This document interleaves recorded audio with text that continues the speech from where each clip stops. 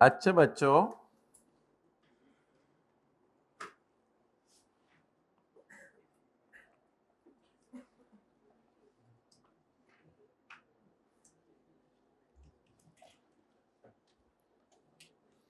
मुझे ये बताएं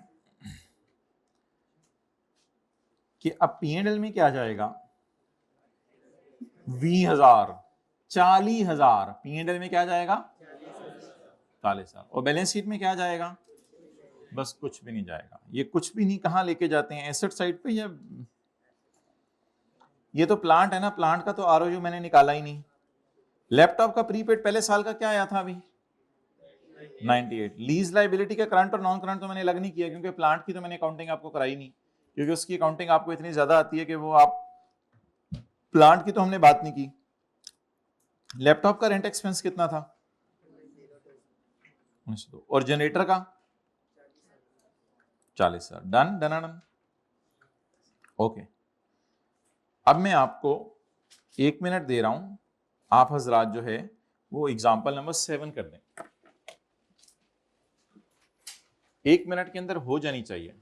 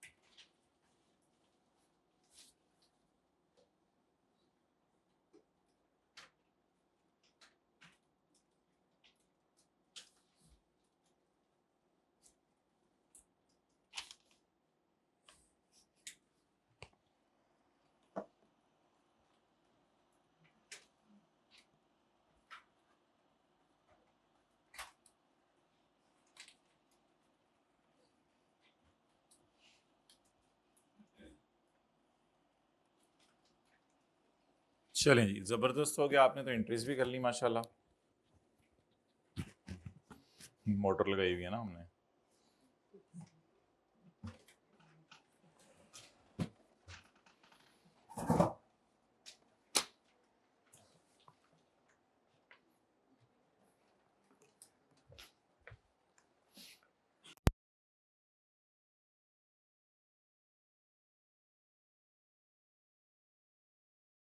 I really appreciate your speed, I really appreciate माशाल्लाह। डेट्स लिखो, डेट्स नहीं लिख रहे आप बस, बाकी आपने सही किया। भाईजान हम शेड्यूल बना के बच्चे ने एंट्रीज भी कर दी और इतनी स्पीड से ये कर रहे थे कि मैं पढ़ाना छोड़ूंगा, बहुत स्पीड से ये कर रहे थे।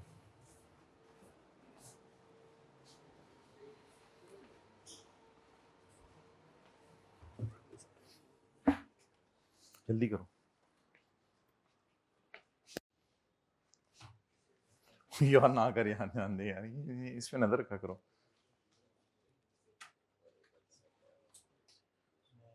नहीं ना भाई, तो खर्चा और ये बराबर है। ये देखो कैश पेमेंट 0 है, ईयर 1 में आपने खर्चा ही नहीं वो किया, ऐसा तो ना करो ना। ईयर 1 में खर्चा तो बुक करो और वही गया खर्चा वाली एंट्रीज करो। माशाल्लाह आप लेट आए, माशाल्लाह। आज जल्दी चले जाओ, जाओ जाओ जाओ जाओ जाओ। सीआर बन जाओ क्लास के, बच्चों को ज्यादा दे दिया।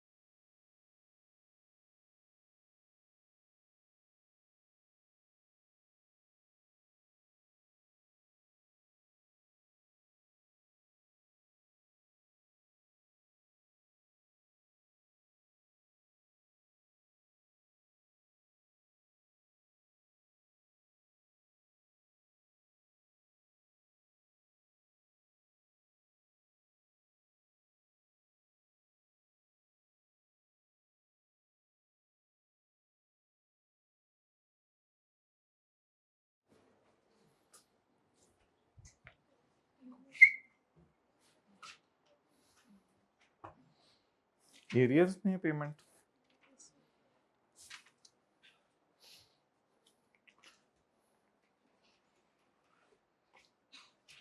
पहले साल का खर्चा किसने बुक करना है?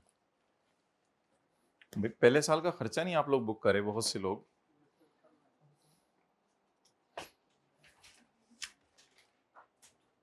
देखें एक्सपेंस तो हर साल बुक होगा ना, क्योंकि एक्सपेंस तो स्ट्रेट लाइन बेस पे है, उसका पेमेंट से कोई ताल्लुक नहीं है।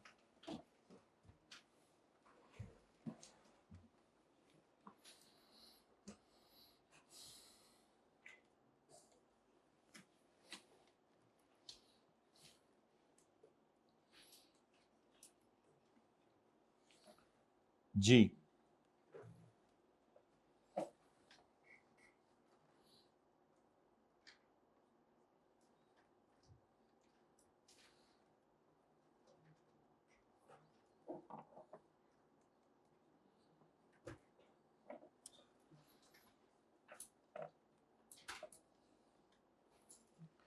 31/12 year 1, 31/12 year 2, 31/12 year 3, 31/12 year 4, 31/12 year 5। और रेंट किस में पे हो रहा है? एसेट क्या है? लो वैल्यू एसेट है। इक्विपमेंट था, उसका नाम नहीं उसने बताया था, इसलिए आगे उसने खुद ही बता दिया कि ये क्या है, लो वैल्यू एसेट।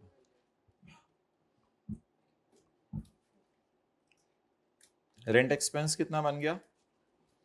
1300।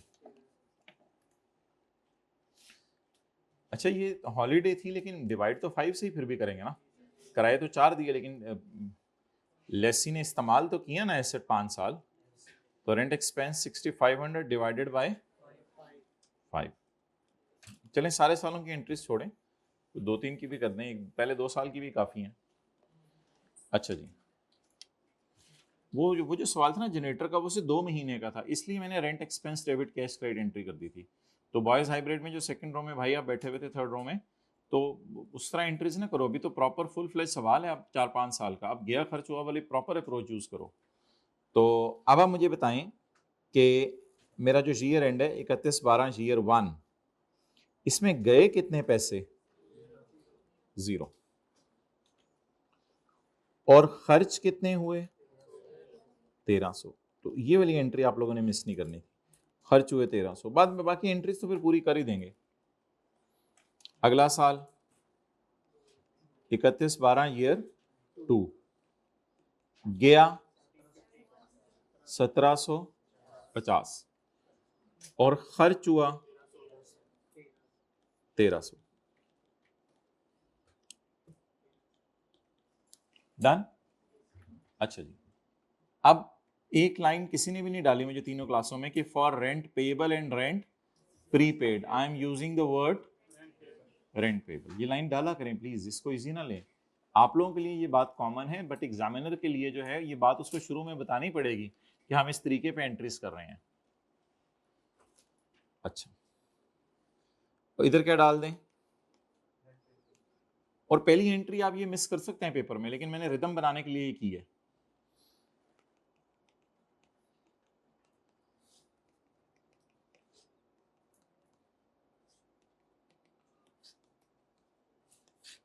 डन। तीसरे साल की एंट्री होगी rent payable debit, sorry rent payable debit cash credit 1750 और rent expense debit rent payable credit. Done. अच्छा, कोई बच्चा ऐसा है क्लास में कि चौथे साल की एंड की मुझे बैलेंस शीट में बता दे क्या जाएगा टी अकाउंट बनाए बगैर? जी, चौथे साल की एंड पे बैलेंस शीट में क्या जाएगा? प्रीपेड जाएगा या पेएबल जाएगा? निकाल लें, कोई नहीं। पेएबल जाएगा। कितना? 1100, 365। चौथे साल की बैलेंस शीट में क्या जाएगा, कोई बता दे जरा, ऐसे ही जरा तंग कर रहा हूं। चौथे साल की बैलेंस शीट में क्या जाएगा 31/12 ईयर 4 की? प्रीपेड जाएगा, पे मुझे नहीं पता, मैं तो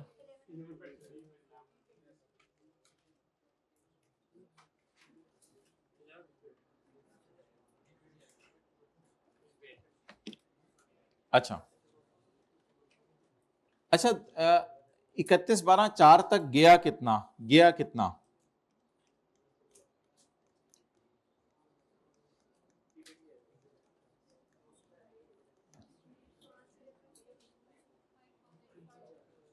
बता देना 5,000 वर्सेस 1300 ज़रब हर साल का खर्चा 5,200। यार अजीब दीवाने लोग हैं, पता नहीं क्या क्या फिक्रें निकाल रहे थे आप सारे, किरे पिंडू आए हैं यार। तो क्या चौथे साल के एंड पे मैं पूछ रहा था। अच्छा इधर 1750 डाल दिया था, मुझे नहीं पता आप कौन से पिंडू आए हैं आप लोग। मैंने कोई गलती की है तो बता दें। मैंने सीए कर लिया, मैंने कोई गलती की है तो बता दें, कर सकता हूँ मैं गलती, लेकिन फिलहाल मेरा ख्याल नहीं मैंने कोई गलती की। मैं अच्छा आप बताएं कि 4 साल में मैंने कितनी पेमेंट की, लेकिन मेरा खर्चा कितना था 5200। अब मुझे बता दें 200 रुपया प्रीपेड है या पेएबल है, अकल लगा के बताइएगा। पेएबल है, तो 200 रुपये पेएबल है। ये 200 रुपये किसी का निकला था तो हाथ खड़ा कर दें। तो सबका ही निकला हुआ था 200, जिन्होंने बस बोले उन्हीं का गलत निकला हुआ था, बाकी सबका। जी हाइब्रिड में किनका 200 निकला था जी? चले माशाल्लाह 200। तो ये तो ऐसे ही हमने आपको तंग करने के लिए पूछा था।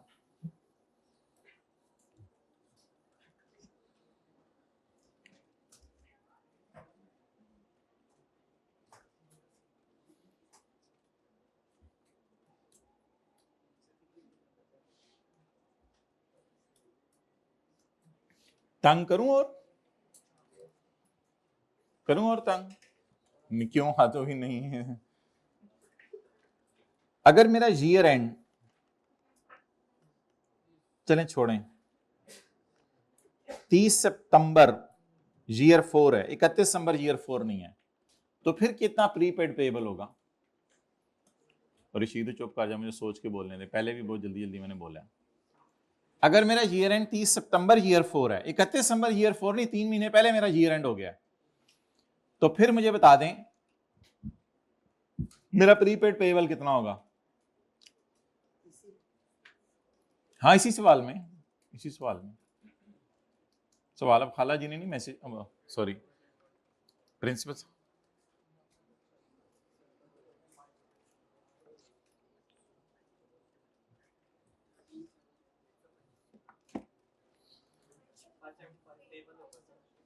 अच्छा पे कितना हुआ है इन 4 सालों में? पे कितना हुआ है?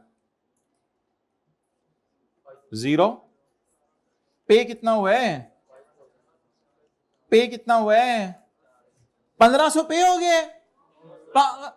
1500 पे हो गया। 1500 कब पे हुआ है? सितंबर तक 1500 पे हुआ है या नहीं हुआ? इतना टेक्निकल आई कभी गया नहीं मैं, वैसे जरा तंग कर रहा हूं, तो मुझे बता दें क्या पे हो गया 31 दिसंबर को? कुछ 31 दिसंबर 4 को पे हुआ है या 30 सितंबर को पे हुआ है? अभी तक की पेमेंट्स बता दें कितनी है? 3 0 रुपए, 1750, 1700, और खर्चा 1300, 1300, 1300, 1300 ज़रब 9 बटा, अब वर्सेस खुद ही कर लीजिएगा, जो भी जवाब आए वो मुझे नहीं पता। कितने लोगों ने इसी तरह निकाला था? Well done. तो बता दें खर्चा चौथे साल कितना बुक करना चाहिए?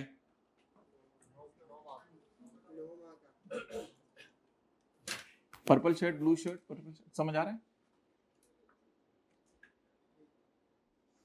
समझ आए? हाँ आगे। ये तो ऐसे ही हमने आपको तंग किया था बैठे बैठे, हमें हक है तंग करने का। ठीक है क्लास के बाद आइएगा, हम आपको इंशाल्लाह एक ही दफा तंग करेंगे।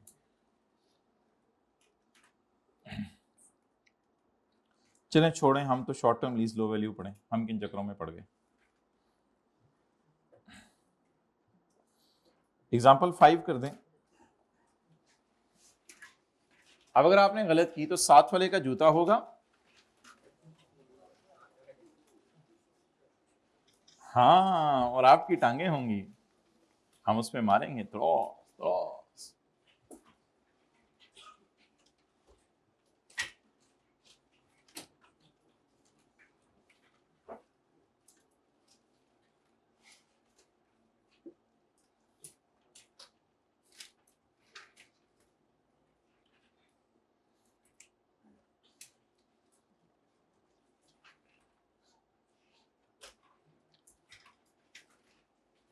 जी कर लिया, सवाल नहीं पड़ेगा।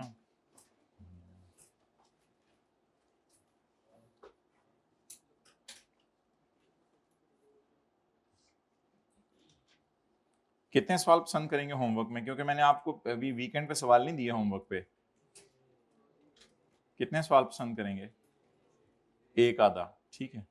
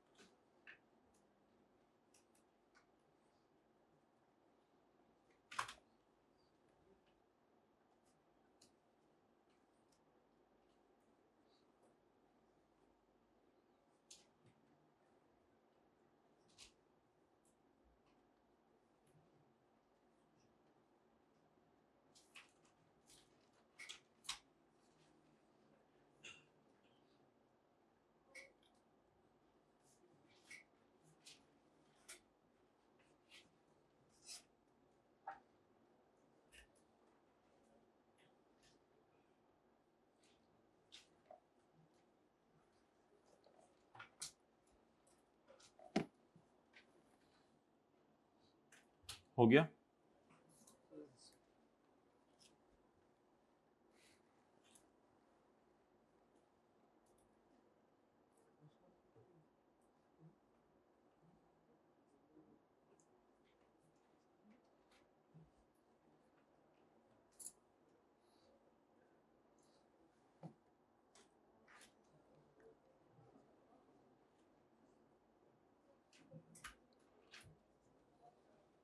Lesi acquired a laptop on lease for 3 years on रकम जनवरी 12। लैपटॉप क्या है?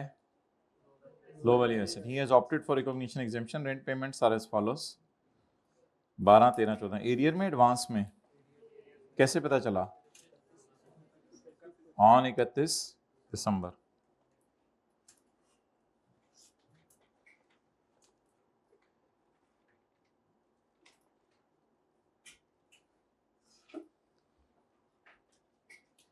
जी एंट्री बताएं 31/12/12 को। कैश कितना? 10,000। और 31/12/12 को अगली एंट्री। खर्चा कितना? 12.3। अब एंट्री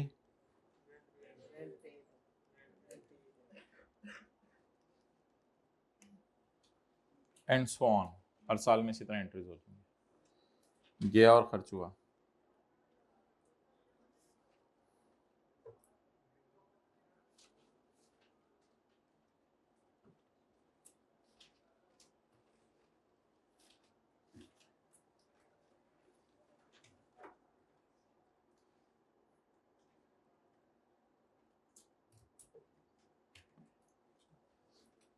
डन। चलें जी, यही एंट्रीज की हैं।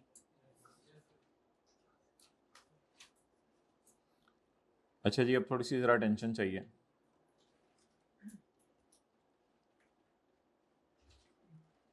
पेज 12 बताएं जी, पहली लाइन का मतलब।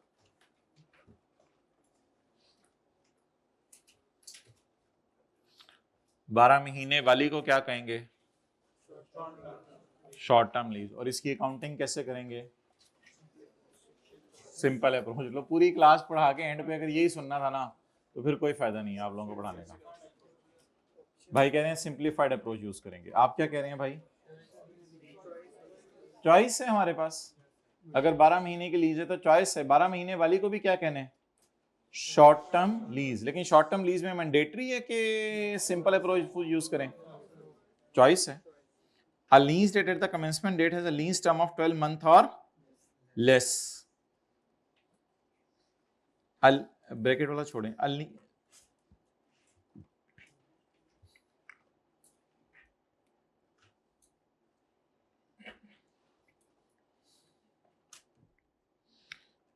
अच्छा जी, एक लीज नंबर 1 है,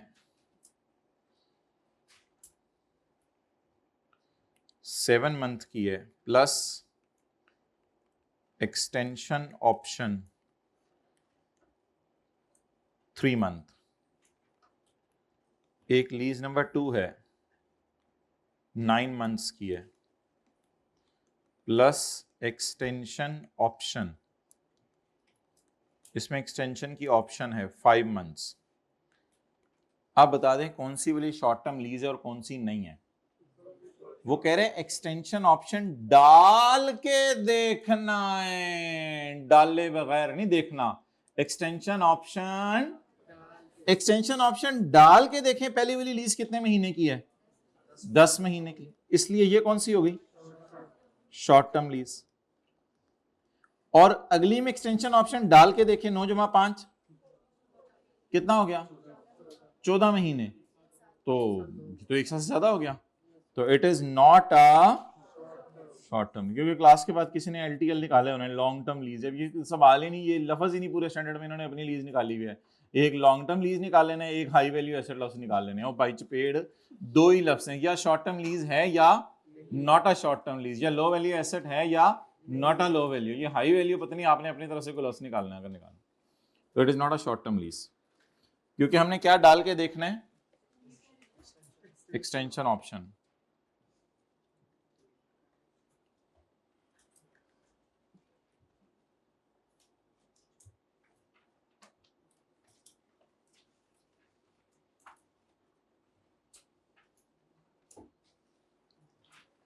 चलें आगे।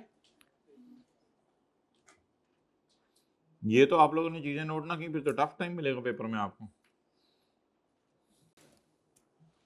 Including extension option. अच्छा, कोई चीज अगर पास्ट में टेस्ट नहीं हुई हुई, इसका मतलब ये नहीं कि आईकैप टेस्ट कर नहीं सकता। ये आईकैप को सिनेरियो डाल के पूछ सकते हैं कि कौन सी शॉर्ट टर्म लीज है, कौन सी नहीं है।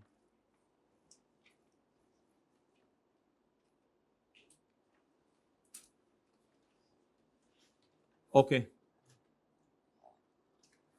आगे क्या लिखा हुआ है?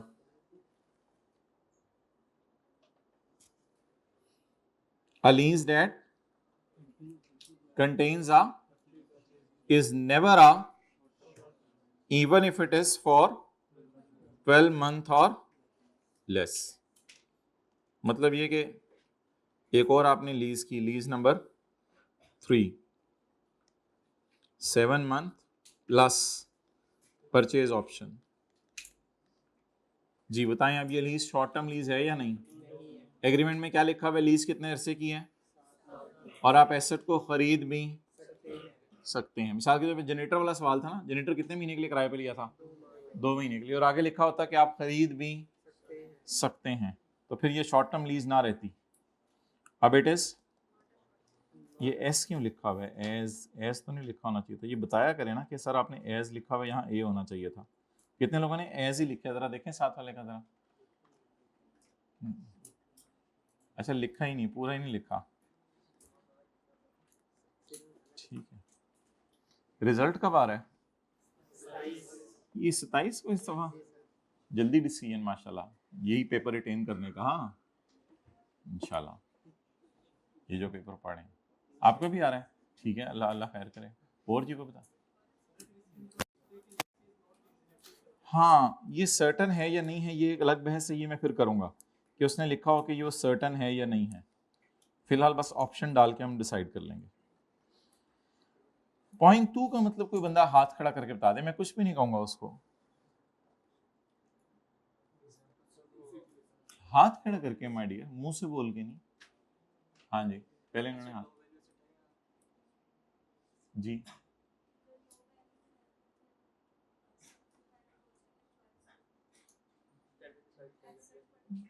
जी,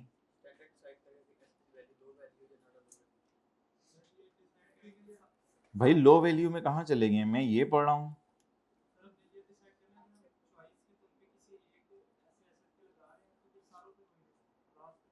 जी उधर बता दें। और किसी ने हाथ खड़ा किया था, बताएं।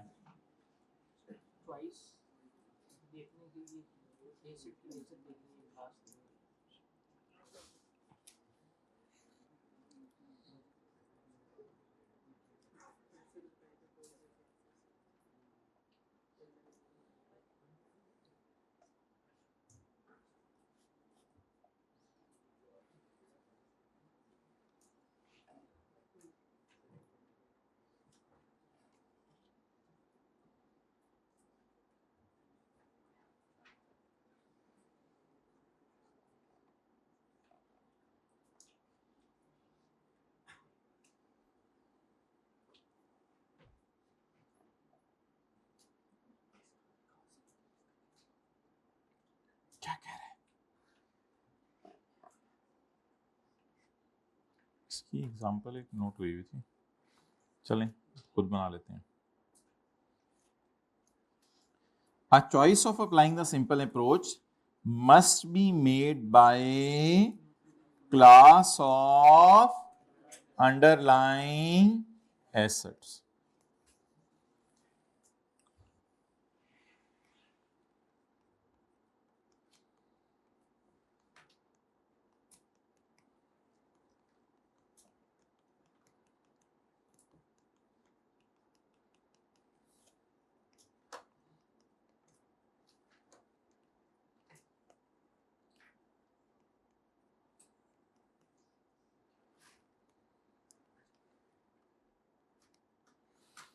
अच्छा, बता दें जी, इन चारों में से किस किस में चॉइस अवेलेबल है? किसी में भी चॉइस अवेलेबल नहीं है। क्यों? ओ भाई, लो वैल्यू किसने कहे देखने को पुत्र? ये शॉर्ट टर्म लीज है, शॉर्ट टर्म लीज या लो वैल्यू। अल्लाह का शुक्र है चारों में चॉइस अवेलेबल है। आधे की पूरी रात रोते रहे और जाके पता चला सुबह कि ये जो बच्चे बैठे हुए थे। अच्छा, वैसे आप लोग ना बताया ना करें कहां पढ़े हैं आप लोग, बाहर निकल के ना बताया ना करें। अच्छा, पूरी रात रोते रहे और सुबह उठ के पता चला कितने रह गए साढ़े डायग्राम नहीं लबनी।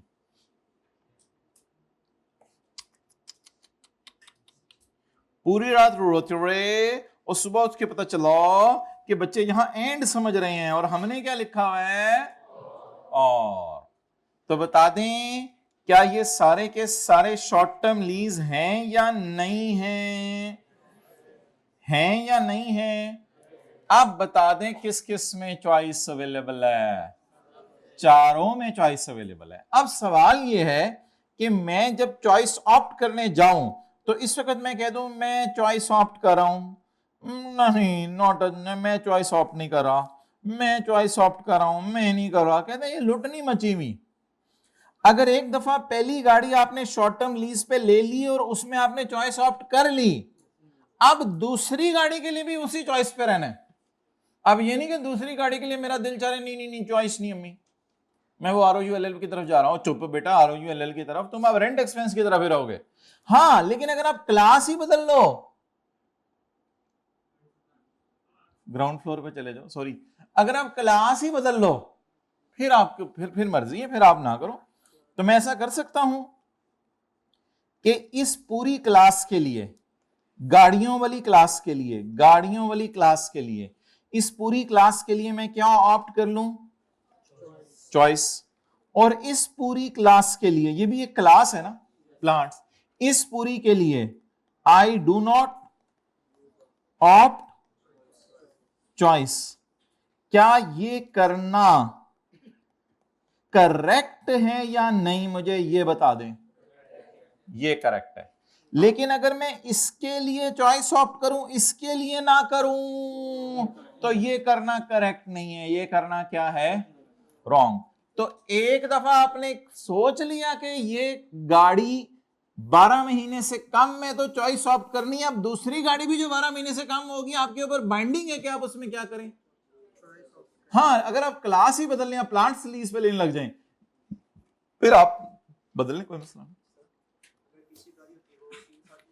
तीसरी गाड़ी 3 साल के लिए, उसमें तो कुछ भी अवेलेबल नहीं है, उसमें चॉइस नॉट चॉइस का तो चक्कर ही नहीं है, वो तो वैसे ही लेक्चर 1 वाली अकाउंटिंग होनी है, उसकी तो बहस ही नहीं हो रही।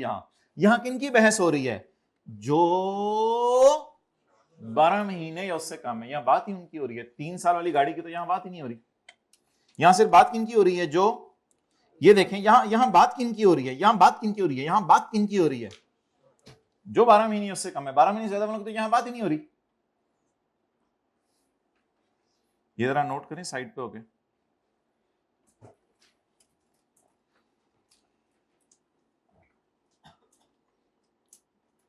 भाई ऊपर ऊपर से पढ़ रहे हैं, दिल से पढ़ रहे हैं? ऊपर ऊपर से। 27 के बाद पढ़ना शुरू करेंगे? बिल्कुल गलत अप्रोच है, बिल्कुल गलत अप्रोच। बुक में क्या लिखा हुआ है? एंड कहां लिखा हुआ है? ओह, वो एंड इस चक्कर में नहीं लिखा हुआ, उसने तय ये और ये, यानी ये उसने बात बताई है।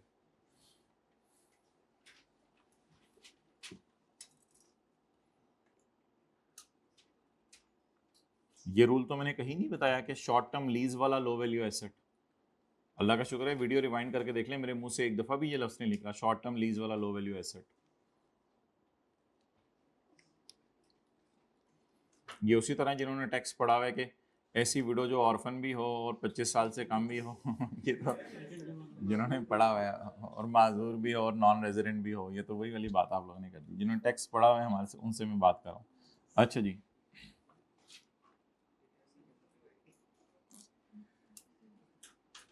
भाई प्रेशर डाल रहे हैं बता के रिटर्न नहीं जमा कराएगी।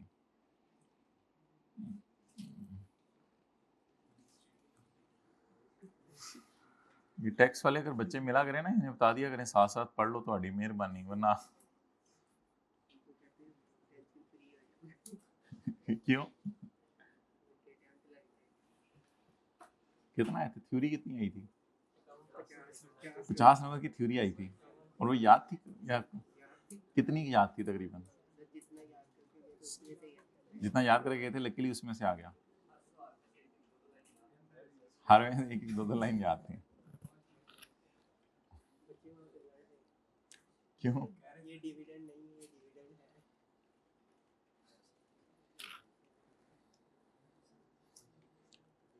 अच्छा जी,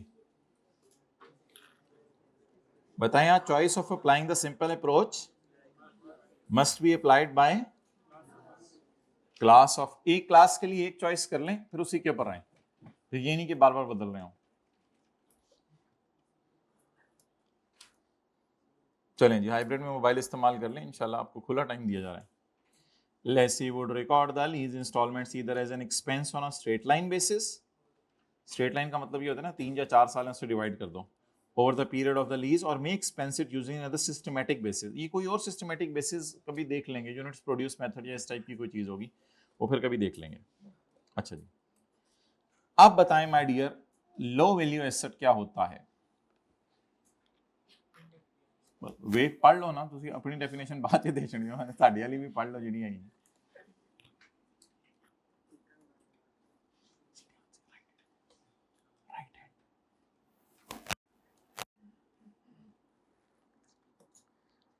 अच्छा, लो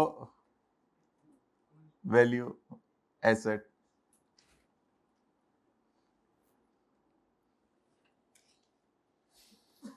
अच्छा जी,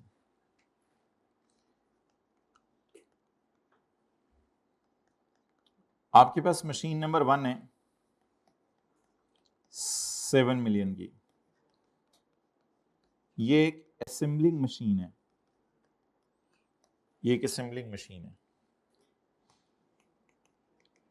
एक आपके पास मशीन नंबर 2 है कटिंग मशीन, कटिंग मशीन, ये 20,000 रुपए की थी, बड़ी लो वैल्यू, बहुत ही लो वैल्यू मशीन।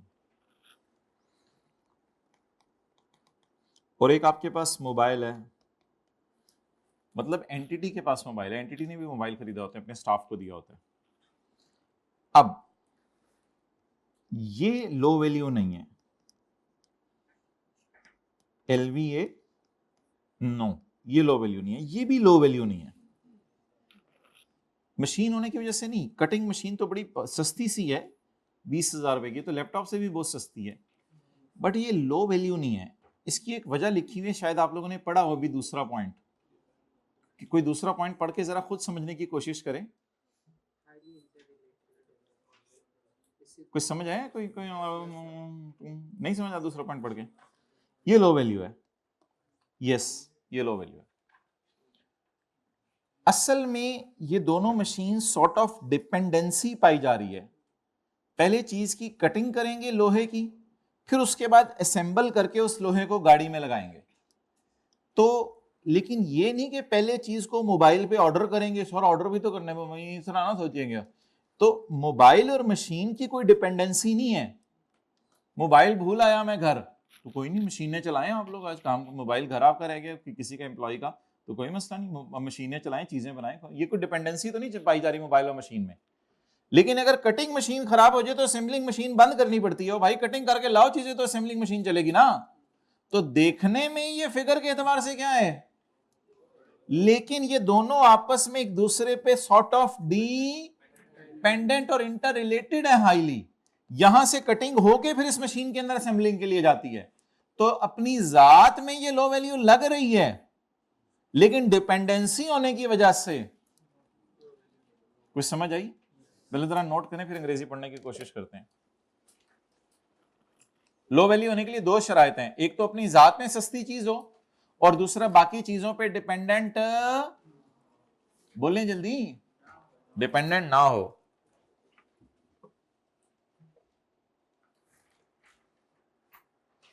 ਅਸੀਂ जरा पानी पी लीजिए।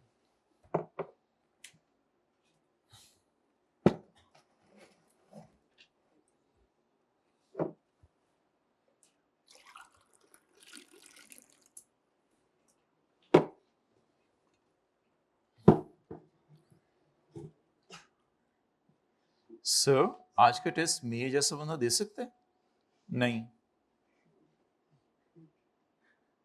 आपसे जिसकी कम तैयारी हो वो भी दे सकता है।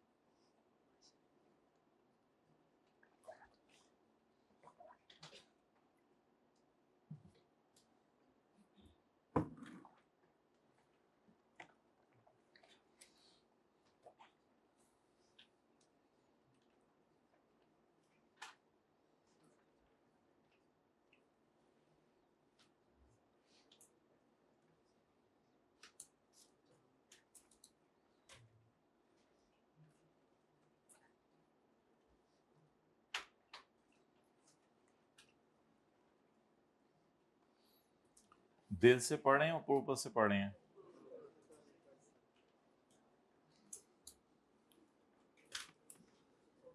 आजकल तो बिल्कुल एक्सप्लिसिटली लोग बात कर देते हैं, ये शर्माते भी नहीं।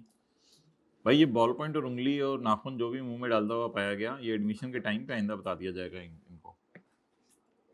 अच्छा चलें जी, मौके पे मैं मना नहीं करता, लेकिन इंशाल्लाह आहिस्ता आहिस्ता हम मौके पे भी आपको मना किया करेंगे। An asset, बोलें, an asset can be of कम कीमत if the lessee can obtain it, if the lessee can obtain benefit from use of asset with means he can easily purchase it, उसको वो आमतौर पे परचेज कर सकता है। थोड़ी सी आप बात इसमें थोड़ी सी कॉन्ट्रडिक्शन अगर किसी के जहन में घर जाके आ सकती है कि आप तो कह रहे थे कि लेसी के लिए नहीं देखना, बस स्टैंडर्ड बेसिकली यही थीम है। लेसी स्टैंडर्ड कहता है कि प्रिंटर ये लैपटॉप शेपटॉप लोग खरीद सकते हैं, बस ऐसे अगर नहीं खरीद रहे तो ड्रामे कर रहे हैं, उनको कहते हैं ये खरीद सकते हैं लोग। अगर आप खुद खरीद सकते हैं किसी एसेट को अपने पैसों से तो उसे क्या कहेंगे, लो वैल्यू एसेट। लेकिन मतलब ये नहीं कहना कि आप जो है वो आप तो माशाल्लाह क्या था हातिम ताई हैं और मैं तो जो है वो पूरा पाकिस्तान खरीद सकता हूं तो मेरे लिए पाकिस्तानी लो वैल्यू एसेट है। मतलब ये नहीं कि लो वैल्यू भी होना चाहिए अपनी जात में। और दूसरी शर्त यह है कि asset is not, underlying asset जिसका जिक्र हो रहा है, एसेट इज नॉट डिपेंडेंट और नॉट इंटर रिलेटेड, बोले not dependent and not inter related with other assets. Mobile क्या दूसरे एसेट से इंटर रिलेटेड है? नहीं, लेकिन ये दोनों चीजें आपस में इंटर रिलेटेड है। इस वजह से हमने इसको क्या कह दिया था, ये लो वैल्यू एसेट, हालांकि कीमत इसकी मोबाइल से भी कम थी। एंड है, इसमें एंड है, दोनों बातें पूरी होनी जरूरी है। चीज अपनी जात में भी सस्ती हो और दूसरी बात डिपेंडेंट भी दूसरी पे ना हो, एंड है यहां।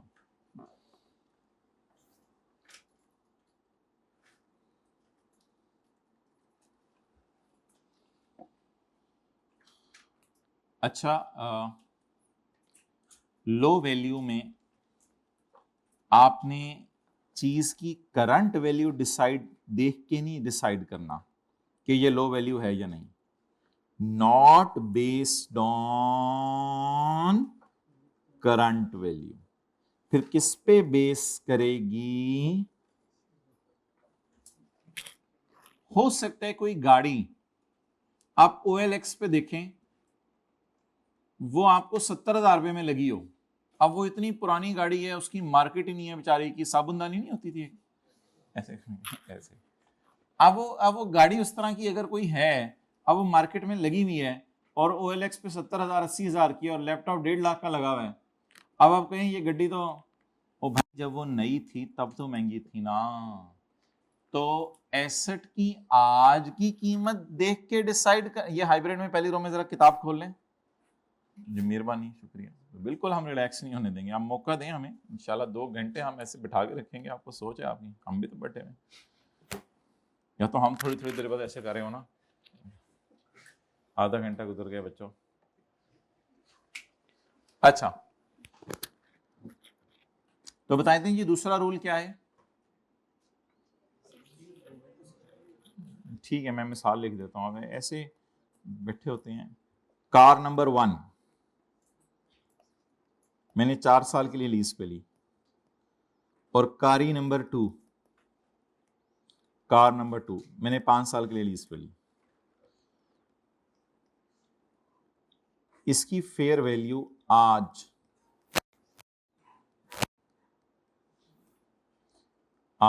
6 लाख है और इसकी फेयर वैल्यू आज 80,000 है। जब ये नई थी तो ये 9 लाख की थी, ये नई थी तो ये 7 लाख की थी। अब डिसीजन लेते हुए आपने आज की फेयर वैल्यू को नहीं लेना, इसलिए दोनों के दोनों बोले नॉट आ लो वैल्यू। आज की फेयर वैल्यू को देखना है या जब नई खरीदी थी तब की देखना है? जब नई होती तो कितने की होती, तो होता तो होता।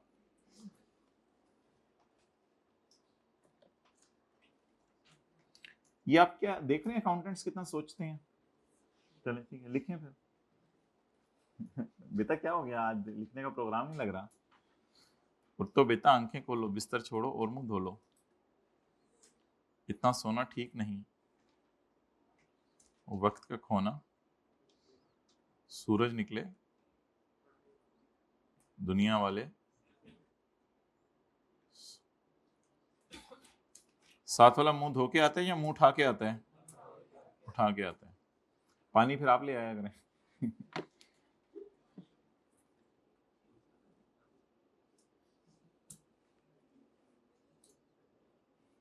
अगर बत्ती चली जाए तो कोई दाएं बाएं जाके बैठ जाते हैं आप लोग छांव में और पढ़ना शुरू कर देते हैं? ये बत्ती आने का वेट करते हैं? मोबाइल की टॉर्च ऑन कर लेते हैं। किसी के सफ़ों पे पसीना हो या फिर ऐसे आंसू गिरे हो तो दिखा दे, सफ़ा टच करके जरा में अंदाजा हो जाएगा।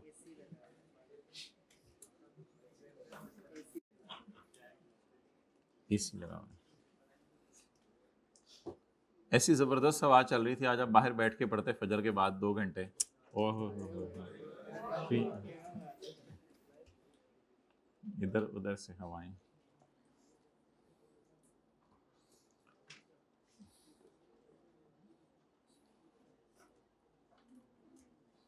The assessment of whether or not an asset is considered to be have is based on its value when it is never based in any way on the leased assets current value. Point 3 कोई बता दे, कायदे आजम के 14 नकात, sorry 4 नकात पूरे, point 3 कोई बता दे।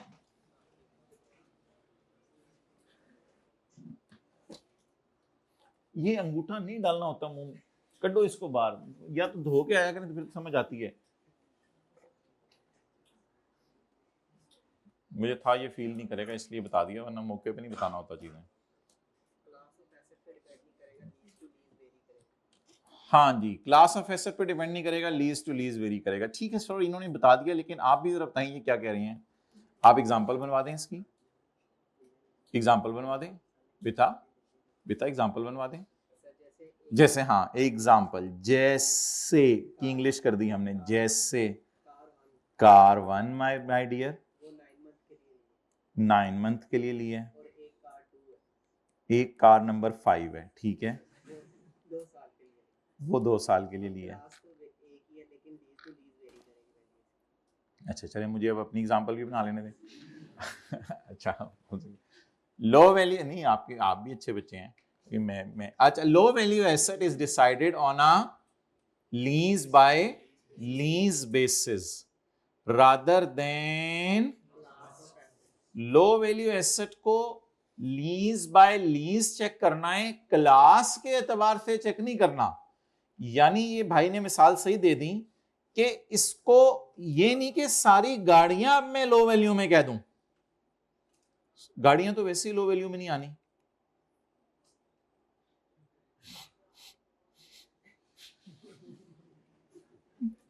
ना बनवाया करो मिसालें। ठीक है, चलें कल इसकी मिसाल करते हैं टाइम।